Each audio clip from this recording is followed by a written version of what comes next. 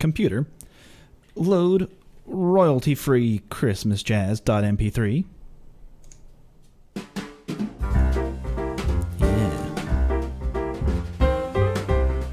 let's get me in the mood. Where's that sax? There it is. Oh yeah.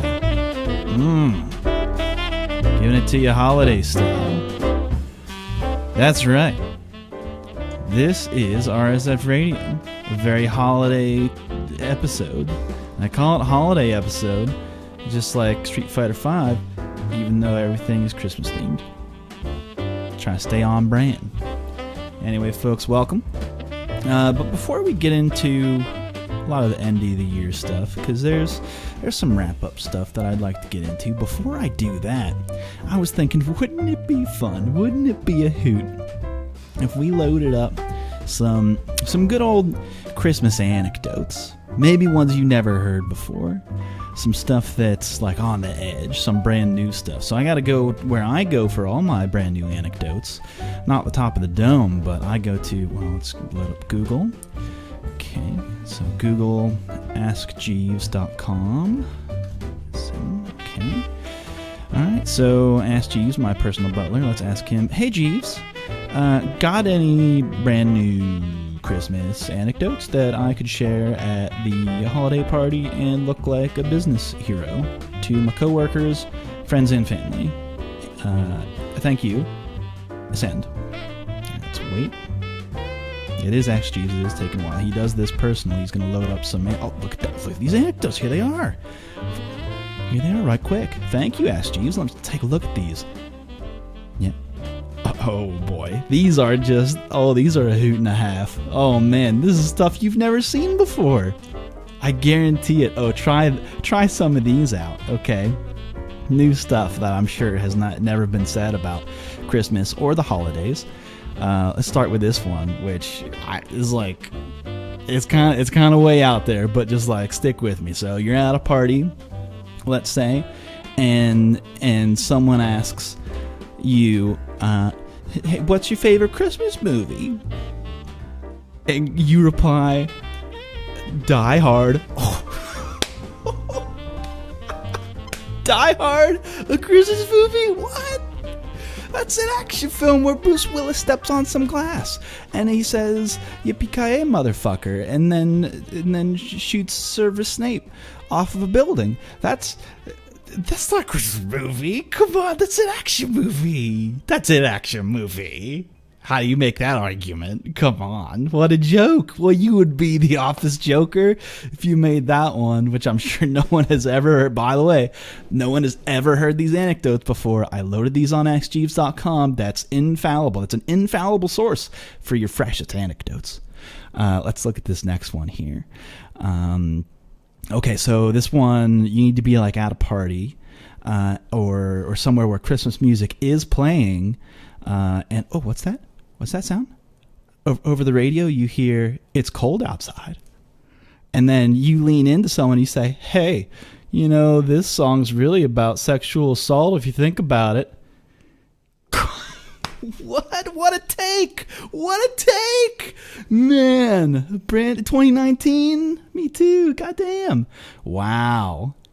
Wow, you'll really raise a bunch of arguments with that one at the office, I'm sure. Maybe non-office appropriate, depending on, you know, who's around, who's listening in. You just, you want to say that one around the right people, if you know what I mean. Wink, wink.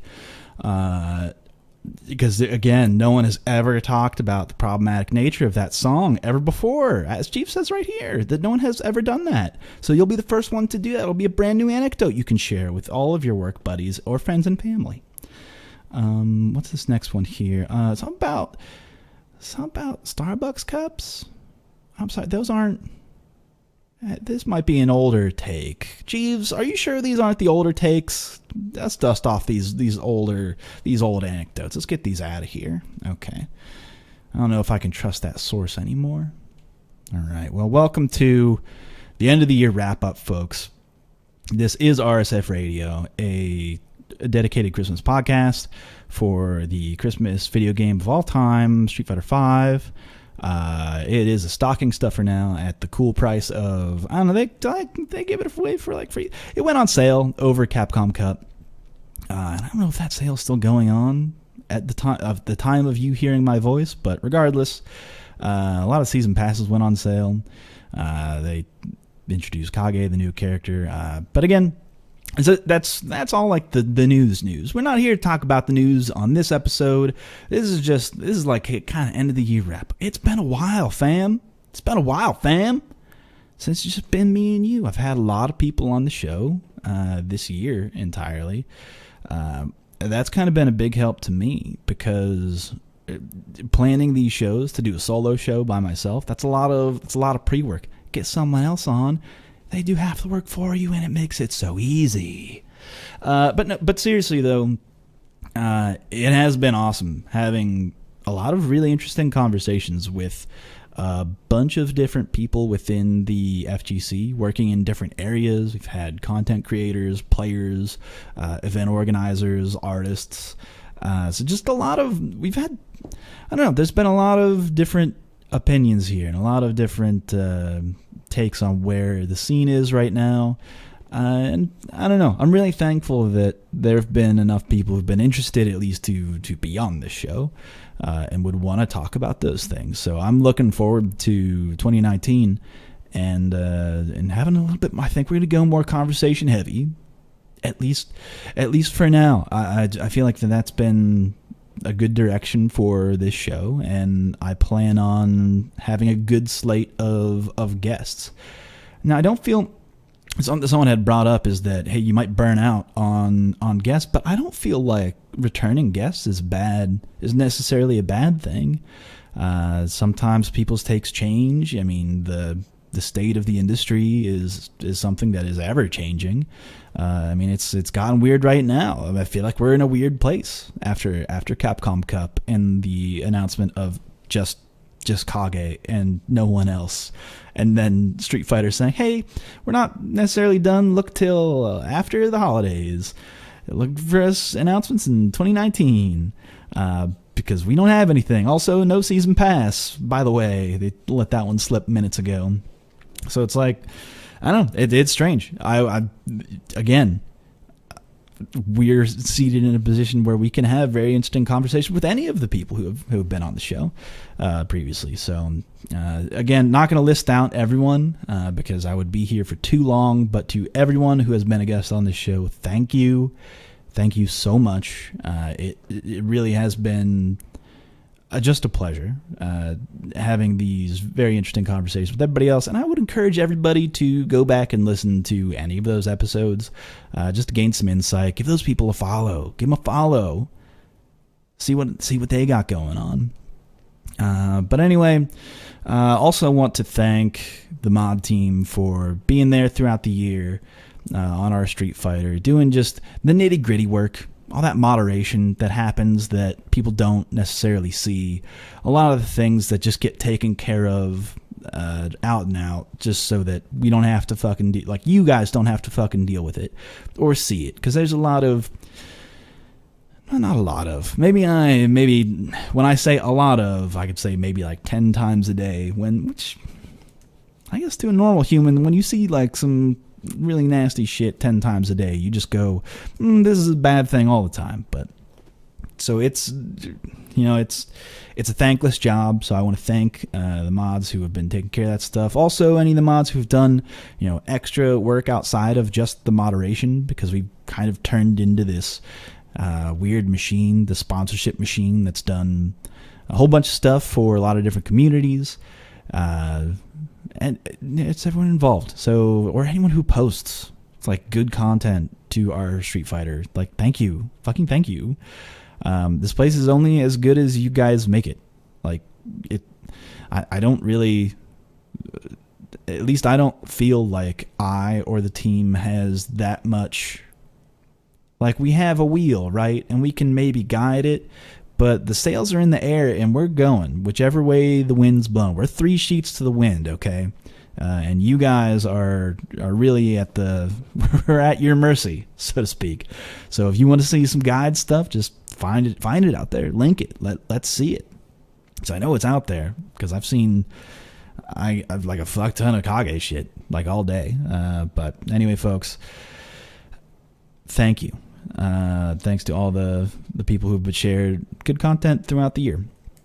Continue to do that. I recommend that. And also, if you have any like recommendations on how to make sub better, like please, anytime. Like we are always open for discussion with anything. Or if you want to bring any like propositions to anyone on the team with, hey, I want to do this or I want to do that, just let us know. Hit me up anytime. Our DMs are open on Twitter or through the subreddit, so we are available. Use us as a resource. That's what we're here for. But again, thank you guys. But I want to get into, I guess, the meat of this show. Not that I really want to talk about news and stuff. There is a little bit of stuff to talk about, but we'll talk about that on next week's episode. I have a good one planned. Really looking forward to it. It's been someone who's been on my list to talk to for a while now. I can't say it right now, but because of how scheduling is, but I looking forward to it. But with this show, I wanted to, because everyone's into lists, I'm gonna do a list. Okay, I'm gonna break it down. And I did this last year too. But my top 10 favorite matches from this year, favorite sets, favorite plays, basically. Gonna go through the year and look at 10 of what I think are the best, or maybe not the best, but matches that meant something to me as a player, as a fan, as a sponsor, as a moderator of our Street Fighter, like things that moved the community a little bit, some that like got people talking, some of that stuff. Matches that I thought were important, and it's not all of them. There's more than 10. This list could have been a lot longer.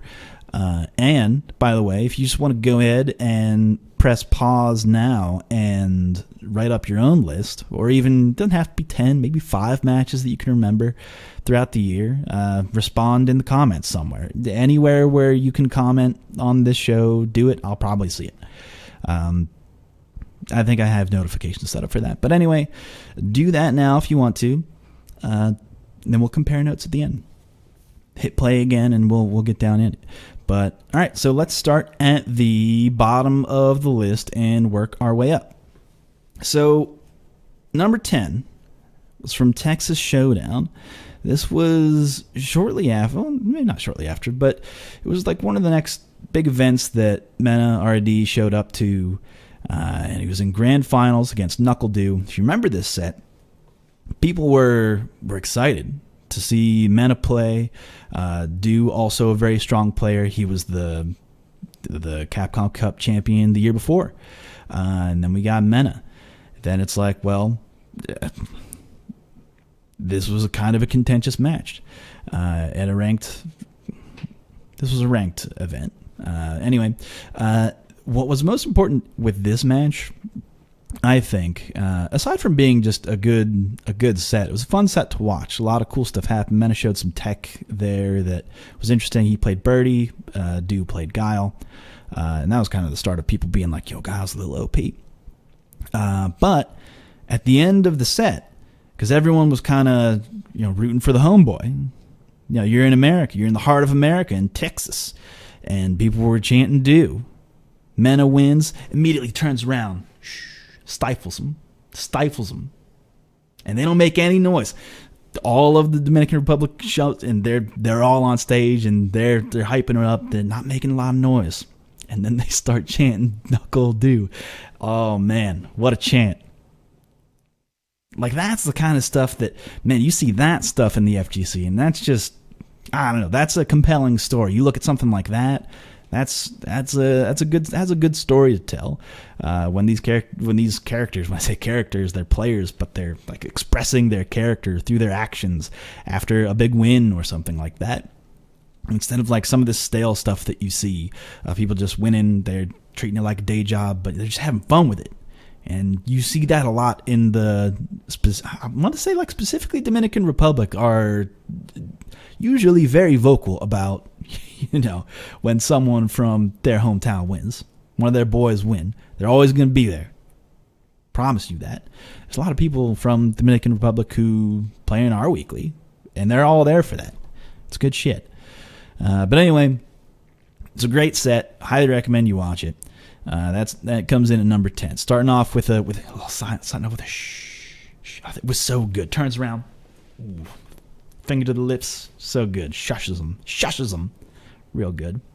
Number 9 was Daigo versus Tokido in the Kimono Michi in the first to 10. People were... Well, I have this listed for a couple of reasons. One was that the match itself was hyped up so well. I think Daigo did a really good job at pitching this set. There was like hype reels. There were interviews leading up to it. They had done it was like they locked themselves away on a mountain and did training. I think Doc Fugu has a lot of good translations out there of interviews that they had done of what they did for training. I think I talked about that in that episode. I can't remember what number that is, but it's in a past podcast where we talk about that specifically. But with that said, just everything leading up to this, you saw Daigo being like, no, I cannot lose. Just like stone cold killer, like he typically is known for. I mean, at the time, people were saying, Daigo's never lost a long set, and then it's like, well, he did lose the one set to Itabashi, but it had weird rules. It was like tennis rules. But if you look at who won 10 matches first, Daigo would have won. So, like, who really knows? Who really knows who could beat Daigo in a first 10? And it's Tokido, and he's coming off that Evo. Like, he's strong. He's playing strong. He's never been weak. And Daigo just washes him. Cleaned his ass. Wash yourself. Oh man, is it good. It is just another example and here's the thing. I feel like we're pretty close to having another one of those. I feel like Daigo going 0-2 at Capcom Cup is the preamble to Daigo demolishing someone in a first to 10, or a lot of people in a first to 10. I want to see that. I'm looking forward to that. Anytime I see Daigo lose in a big tournament, I sit back and I think, who is he going to murder? Who is he going to embarrass in the next coming months or so? Because it's going to happen, folks. I don't know how or when or how, like what's in the planning. Like, people might be on break. Daigo's not on break. I've seen his Ryu right now, because guess what? Ryu got buff. He got well, maybe not like super buff, but they buffed him enough where Ryu is a usable character on the character select screen. So I'm looking forward to whatever the next first to 10 is, specifically because of Daigo's long history of just demolishing people in first 10, and this was no different. And a great match to watch. There are tons of breakdowns of this match that are totally worth watching. All right. In number 8, this one close to my heart, just because of the long haul that it takes. It's the mental stability that it takes to perform this feat. But it was actually at Capcom Cup. We have one coming in. And for your, your Oscar bait. This is like your match bait. Justin Wong versus Itabashi Zangief. Justin Wong as Manat, Itabashi as Abigail. Not a great matchup. And it's like Itabashi's other character is Zangief, even worse. Not even, like, don't even try. And this is one of those matchups where Manat can really keep you out that whole entire set. And Justin Wong, historically, one of the most annoying players to play. That is his MO. You look at any of his match play in any game where he has the ability to just lock someone away, keep them out, throw away the key. That's his MO. And Justin was up 2-0. Had match point at one point. Lost it. And Itabashi just went on a tear. And oh boy, oh brother, that comeback from being down 0-2 to winning, oh man, Gotta love Itabashi. He is one of the most fun people to watch. Always got a grin on his face, even when he's losing. It's one of the things about him that I love as a player. He brings so much joy to the game. And when you can overcome a matchup like that against a player like Justin Wong, ooh, that is just kiss his fingertips. Every time I'll watch that and just be excited, because that is just something else.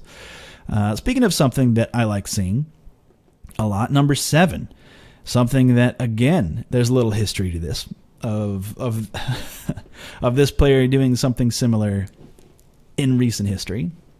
But Alex Valle versus NuckleDew at Evo. Alex Valle with that Blanca pick versus NuckleDew's Cammy. If you remember, I've talked about it on this show before, and I will talk about it again.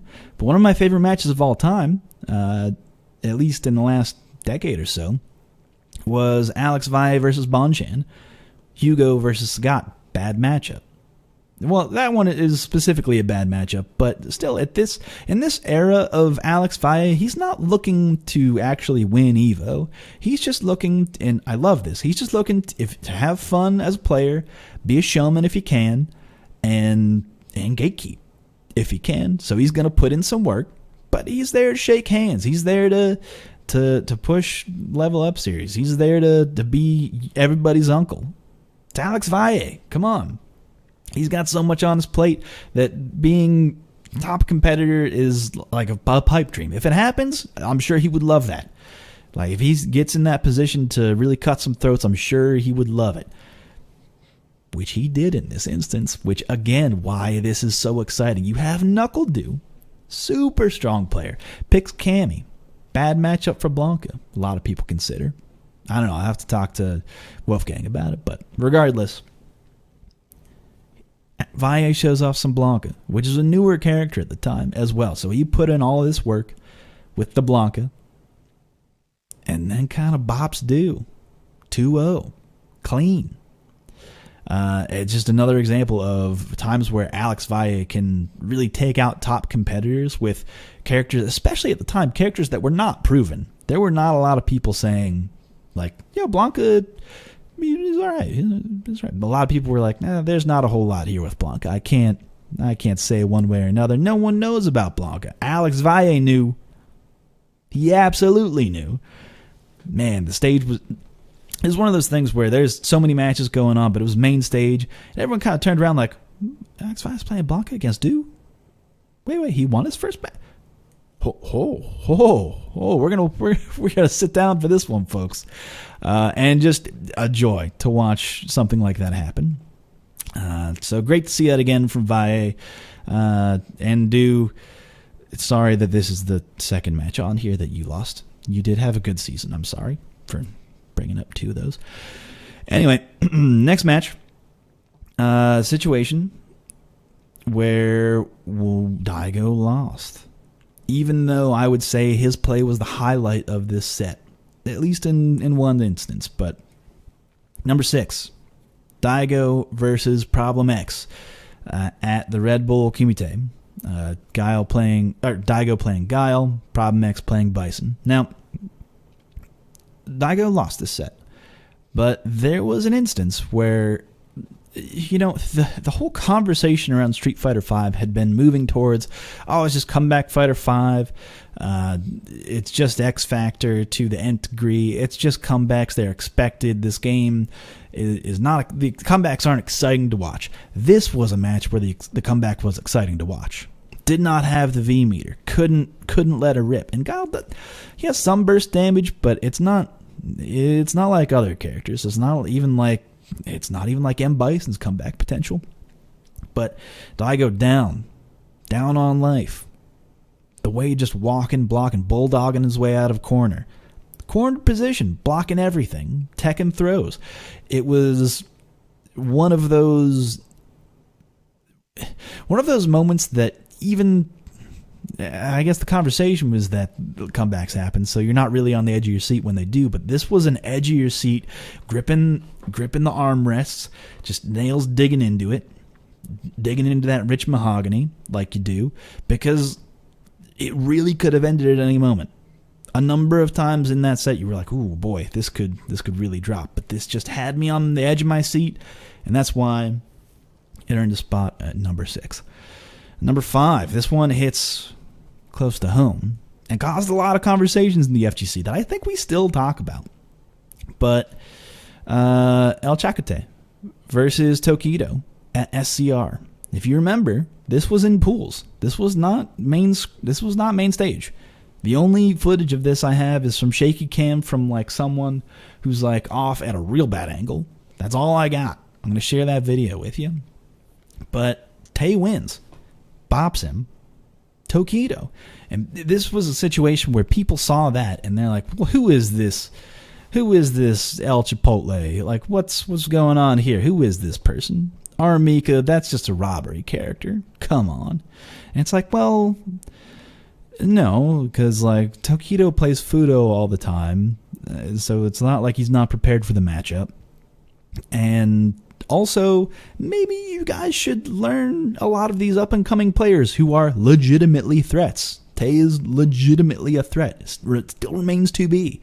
And just cathartic for me because he's wearing that sponsorship tee that we had gotten. This was after, in a timeline, this was after EVO, so he had the sponsorship tee, rocking it for the people, for the homeboys. And just when you have a player like that beat someone that at the time still people were like, Tokido is so strong, and people still say that because it's fucking true. But this was a moment where we had to check ourselves and say, well, actually these players, the pool is filled with sharks. It's not like pools aren't just there's one shark and you get out. It's all sharks. It is packed, it's filled to the brim with sharks. We got too many sharks. It's a terrifying situation. Every pool. And this, I think, was the first time that really hit home for people of no one is safe at any time because there are so many people putting in a lot of work. Tay put in the work. I know it. I know he did. And he's still putting in work. He got a MeUndies sponsorship. I think he's the first person in the FGC to have a MeUndies sponsorship. I was so jealous when he said it. I was so fucking jealous and also so fucking happy for him. Man, I've never been so conflicted in my life. Never been so conflicted, but I'm glad that his junk is cradled in the soft microfibers of micromodal material of a good MeUndies. I'm sure they have a holiday edition MeUndies situation. This podcast is not sponsored by them, so please don't use offer code. Is it like Chakotay? Is that his offer code? Fuck it, I don't know. Anyway, follow that man. Watch him play. He's a very solid player. And Mika didn't really change this season. Maybe he'll put more time in with G. I don't know if he's going to change it up, but we'll see. Definitely a player to watch in 2019 for sure. Definitely an up-and-comer. And that was also the other end of that is that you can say with Tokido is that after he lost that set, he was on record saying, never again. And then the next time he plays Fudo, just destroys him. It like made him look free, embarrassed him. So just a good all-around situation about where the level of competition is. Even though you have so many people like in chats saying, or ignorant folks being like, well, here's again, rapping burritos at El Chipotle, beating Tokido. No, not the case. Tay's a fucking threat. Let him know. Okay. Speaking of fucking threats, this fandom man, Sako, perfect run through TW Fighter. This was impressive. This was almost, we almost had that situation at Capcom Cup, by the way, of Gotcha-kun running all the way through Capcom Cup without losing a single set. However, not the case, because he played Bonchan, which was actually a super good set. It's not on this list, but that was a really good fucking set. Number 2 from Capcom Cup, in my opinion. Yeah, let's do like a little liner note. Also, maybe watch Bonchan versus Gotcha-kun. Very good. End asterisk. But anyway, Sako doesn't lose a single round. Well, he loses rounds, doesn't lose a single set. And wins. The entire... runs through everybody, winner's side. Just like 2-0, 2-0, 2-0, 3-0, 3-0, 3-0, just the whole way, all the way down, and takes it. His family was there. You could see his children, little girl, being like so cute and adorable, and it's just a heartwarming moment. It's a family moment that is worth watching. It is for the old guys out there. You go, yeah, man, maybe I can be like Saka. Maybe not if you're just starting right now, but hey, one can dream. But no, it was just an incredible run with Minot, who is or at least was a very strong character in season 3. We shall see in season 4. There have been some changes. That V trigger, 3 bars now, not 2. So probably only going to activate that once per round. So we'll see. We'll see how that goes. But this was another situation where I love this match or this set, or this entire tournament run, per se, which is kind of cheating, I guess, because his family's there. It's just so emotional. There were so many tears in the crowd. It's one of those connecting things. It's a good storyline. This is a good selling storyline that I think the FGC needs more of this stuff, and that's why I think it's one of the best matches of the year. And another moment like that I think deserves to be on this list: Angry Bird versus Fnatic's Akainu. I'm gonna say it wrong. Akainu. I'm gonna say it wrong. But anyway, yeah, Akainu. This basically all of EGX EU regional finals was a really good tournament. Just specifically because it was at a time where everyone was like, there's a bunch of Camis, there's a bunch of Akumas, there's a bunch of Guiles.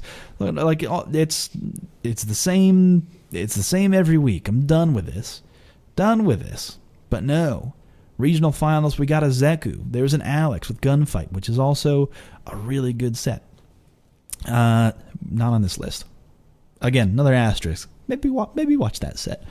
But Angry Bird with Zeku, taking it over a Guile, man, this was an exciting set. Going down to the wire. Well, it was down to the wire in grand finals. He was coming from the winner's side, so he had something like he could have lost the set and maybe run it back in the reset. But regardless, takes it. And what I love about this one, aside from it being a really exciting set, because you see a lot of Zeku stuff that you don't typically get to see, and just overall exciting match to watch.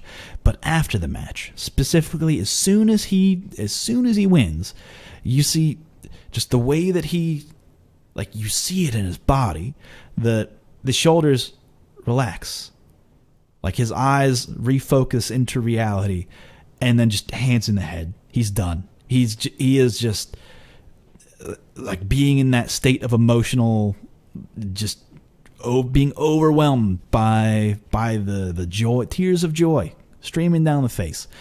You can't blame him. Just having that much passion, caring about something so much to finally hold, and just knowing that, oh fuck, I'm in Capcom Cup. I made it. Like, whoa, like it, you can see it like wash over him. And again, it's just one of those human moments this year that you just go, man, that is what the FGC is about. Caring about something so much that in a moment where you finally take victory and you win, just hit right between the eyes. And you just, the way that he slumps over, you just go, that's the perfect visual of someone giving a fuck. It's so good. Highly recommend watching, and just watch his reaction at the end, please, if you do anything this year. All right, let's get out of this sad sap business and have some fun. Something that I'm looking forward to in the next month. But anyway, start of the year, every year, the tournament that kicks off my year, reinvigorates me with life, fills my meter. Was it Co-op Cup? So this was a long time ago, folks. Trust me. But it was specifically Lucifer, I'm doing air quotes, a.k.a. Pierre Rose, Remy, and his OCV with Remy. Just does this incredible run through 5 players. Just boom, boom, boom. kills them. And they're all killers out there. This is not nobodies that he's bodying. With Remy, OCV, you gone, you done, we out, get Remied. Which is like not a thing in that game. And just watching him play watching him play his opponent's mind and beat them that way it was just incredible to watch. And I cannot wait for 2019's Co-op Cup. So excited for it. Because again, that is just the tournament. Every time it hits, you can't help but be excited. You can't help but watch these matches and go, oh, there's some good play there. Because also a lot of time, if you haven't watched Third Strike, it can be you don't know anything about the game. It can be really hard to decipher what's happening or why a person would do a certain thing on Wake Up, or why it's hard to tell what's happening if you don't know the mechanics of the game or don't know like the meta of the game, or what the properties of some moves are. I can understand that. However, a lot of the times they'll have people out there, even in English, like for example, Arliath goes out there. I think he's going out this year, and he typically provides a lot of really solid commentary. I actually had him on the show after this had happened. He was only like a couple weeks after this had happened to talk about this specifically, and we geek out over it. So listen to that show. Because this was just another one of those moments where it's like, fucking wow. With Remy? Seriously, Pyro? Wow. So that's why it landed a number 2 spot. And again, cannot wait for Co-op Cup this year. Highly recommend you watch it. Everybody out there, anyone who gives a fuck about fighting games in general. It's just, maybe you don't care about Third Strike so much.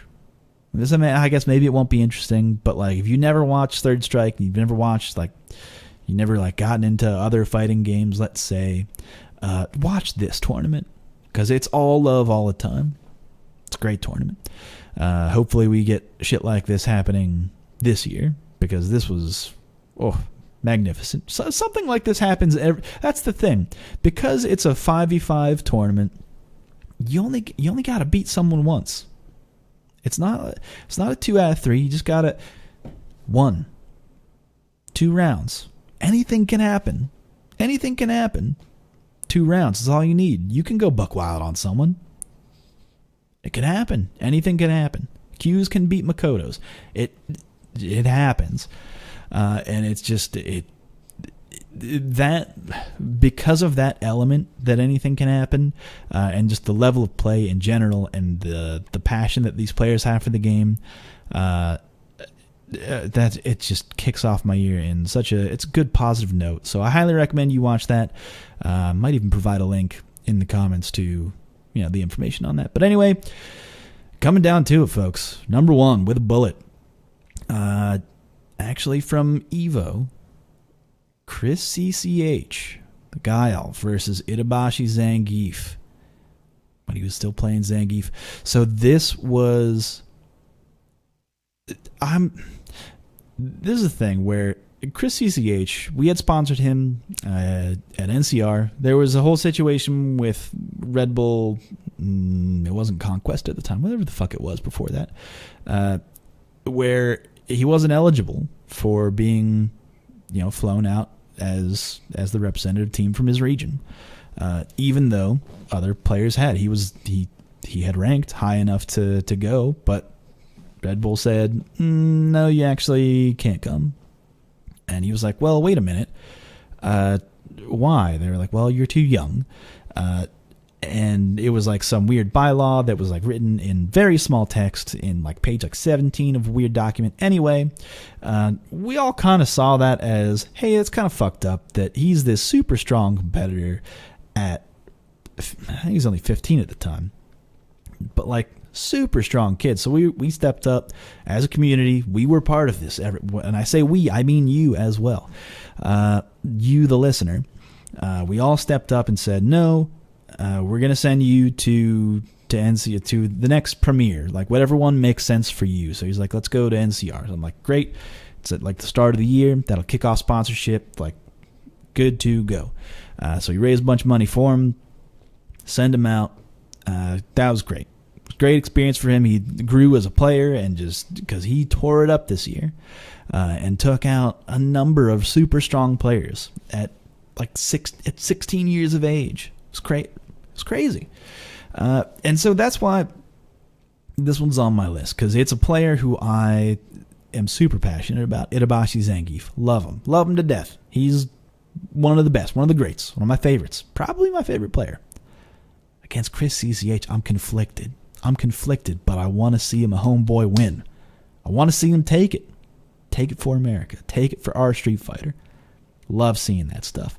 And actually, it wasn't during this set, and I know I've told this story before, but it was the following set where he played Momi, and I'm behind him cheering him on, and I'm like, "You're my boy, Chris." And then from behind me, a guy was just standing next to me. He's like, "Oh, you know Chris?" I'm like, yeah, I know Chris." He goes, "Well, he's actually my boy." I'm like, "Oh shit. Like, you're his dad. Like, it's great to meet you. Like, he's a great kid. He's super talented." And then, like, Chris is about to win. He's like, "Oh, by the way, like, don't tell him that I'm here." And then he disappears, and I'm like, "Wait, what? I can't tell him that, like, you're not going to be here for his win? What?" And then just, like, I don't know what to do with my emotions. So I'm just like, "Fuck yeah, Chris, fuck him up." Just trying to switch gears so fast. And later on, like, talked to his parents, was like, "Hey, like, you guys are so fucking supportive." And, like, I love seeing that. And they're like, "Yeah, we know our kid's awesome." So it's just great to see young players like that having such supportive family. And actually watch his interview with Born Free. He actually goes into a little bit more detail about that, about where he comes from, and just he's got his head on his shoulders, man. Cool head on his shoulders. So look forward to, again, El Chipotle and ChrisCCH. Those are the players to watch. Promise you that. In 2019. Mark my goddamn words. But that will do it. That's number one. And that's my list. So I'd like to see your lists. Share them in whatever comments. I'll see them. And I'll relive these memories with you as well, because it's been a good year of Street Fighter. If you look back, like, here's the thing. When you look back at all of the matches that happened this year, and all of the top players who have had success and failures throughout this year, there are arcs out there, and there's good stories to tell, and there's good matches to watch. There's good Street Fighter. There's great Street Fighter out there. There's just so much of it, and, like, not a whole lot of reporting. Like, the money wasn't in reporting, so not a lot of it got reported on. And our Street Fighter being what it was at the time, and Shoryuken, event hubs, we've gone through some awkward changes this year. It's been a weird year. And it's going to be a weird 2019. I'm looking forward to it. Let's get chaotic. I love it. But just a lot of it could have gotten lost in the ether. Maybe things that weren't on the Pro Tour or something that you thought was your favorite match. And if it, let's say even outside of Street Fighter, because there were some really good fighting games this year. A lot of good sets. I mean, fuck, look at Sonic Fox, Esports Player of the Year. Did you see him change? That's the thing that people don't know about. Before he won the Game Awards Esports Player of the Year, is that he switched seats with every one of the other nominees before they decided who was the winner. So that's the actual trick. If you actually want to know how that went down, they won't tell you. They won't write that stuff down. This is just word of mouth stories. So you gotta trust me when I tell you that. But anyway, it's been a great year. Also, it's been a good year for RS Street Fighter and a good year for RSF Radio. So thank you for listening. Hopefully it has been valuable to you. Please, I'm open to feedback at any time. If there's anything that you want to see on the show, please let me know. And I'll try and work it out. Some things don't work out. But other times there's some magic on this show. So hopefully it's been a fun ride for you. It's been great for me. I'll see you. I'll see you next week. So, I don't know why I'm getting all uppity about it, but it's been a good year, and I'll see you next week, folks. That's it. Another edition of RSF Radio. I'm Joe Monday. You can find me at Super Joe Monday on Twitter.com or at Reddit SF. Or just find me on our Street Fighter, Joe_Monday. Message the mods. I'll see it. Just post to our Street Fighter. I'll fucking see it. I'll know. But that's been a year, folks. Well, actually, how do calendars work? Am I going to have another episode? Yeah, there'll be another episode before the end of the year, but this has been my wrap-up. I'm going to do something weird, because, like, these next 2 weeks are going to be real hairy in terms of, like, work and, 5-year anniversary with my wife. It's been fantastic 5 years. Looking forward to many more of those. She's not listening. She's off working right now. Then like the New Year's, it's a little buck wild. So we'll see what comes out next week. It might be like a on the scene kind of recording, maybe like a beach recording. We'll see how that goes. But that's the show. That's the year. I will see you guys next week on another edition of RSF Radio. But until then, take care, folks. Peace.